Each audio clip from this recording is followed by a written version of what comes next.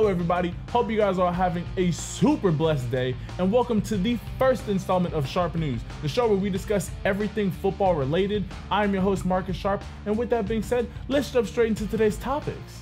So first up today, we're going to be talking about a story that most of you guys have probably heard, and that of course is centered around Robert Kraft. Mr. Kraft has been charged with 2 misdemeanor counts of soliciting of a prostitute. Now, a spokesperson for Mr. Kraft has put out a statement to the Boston Herald denying any claims that Mr. Kraft has engaged in any illegal activities. There is a lot more to this story, so if you guys are interested and you want to read up a little bit more on this story, I will leave a couple of links in the description down below. Now, normally we do not hear any rumors coming out of the Patriots camp, so it will be interesting to see how this affects the team moving forward into the next season. Next up, the Broncos can finally rejoice. They finally found their quarterback of the future. Or can they? Now, the Broncos right now have an agreement with the Baltimore Ravens to send Joe Flacco to the Denver Broncos in exchange for a 4th round pick. Now, I say that they have an agreement in place instead of a finished trade simply because the deal cannot be completed until March 13th, as that is when the new league year starts. Now, Joe Flacco is coming off a year where his team went 10-6 and made it to the playoffs. That sounds pretty good. Unfortunately, Joe Flacco was not the quarterback to lead the Ravens to that success. Joe Flacco got hurt in week 9 of the Ravens season, and in his place stepped in rookie sensation Lamar Jackson,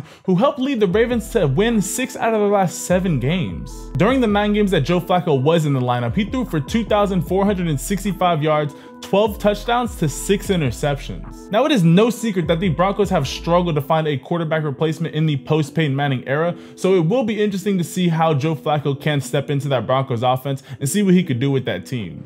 And in other Broncos news, Mike Klis of Channel 9 News has reported that the Broncos are not interested in acquiring Antonio Brown's services. Now, it is no secret that next year Antonio Brown will not be on the Steelers. Seeing that Steelers owner Art Rooney II has said in a quote, "We have time to make a decision and we'll look at all of our options. We are not going to release him, that is not on the table, but I will say all other options are on the table." So yeah, Antonio Brown and the Steelers are going to be parting ways. Now, Denver does seem like a sensible spot, seeing that the team finished 6-10 and in the middle of the season traded team's longtime veteran Demaryius Thomas to the Texans for a 4th round pick. Now, Adam Schefter, you'll hear his name a lot, has reported that the Denver Broncos will pick up Emmanuel Sanders' option for this year, which will put his cap hit at just over $12 million.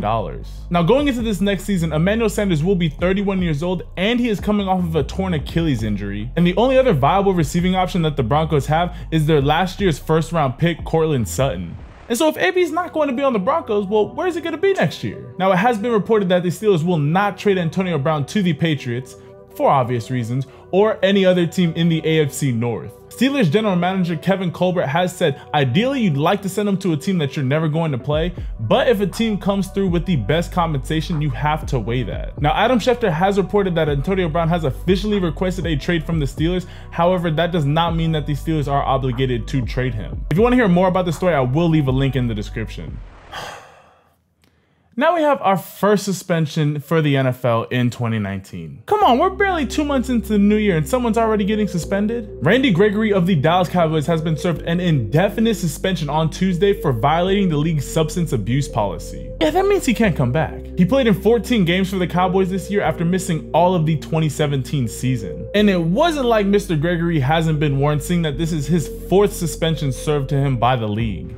And finally, I want to point out some dates that we as football fans should be looking out for. Firstly, today is the start of the field events for the NFL Combine. The field events will be going from March 1st to March 4th. The next date to look out for is March 11th, which is the first day that teams can start negotiating with free agents. And like I said earlier, March 13th is the beginning of the new NFL season. And the reason why that day is important is because it is the first day that teams are officially allowed to start signing players to their roster. All right, now guys, the NFL Combine is upon us, so be sure to comment down below which player you guys want to see your team draft this year. Also, remember, if there are any stories that you guys want to get a little bit more details on, I have supplied links in the description so you guys can read up a little bit more on each of the stories that I talked about. All right, so I hope that you guys like this new show that I'm bringing to the channel. This will be a new show that I will be dropping every single Friday, so be sure to be tuned. Also, guys, be sure to hit that subscribe button so you guys can stay on top of all the videos that I'm dropping, and be sure to leave this video a like if you did enjoy this new content. All right, but with that all being said, hope that you guys all have a super blessed rest of your day. And with that all being said, I'll catch you guys in the next video. Ciao.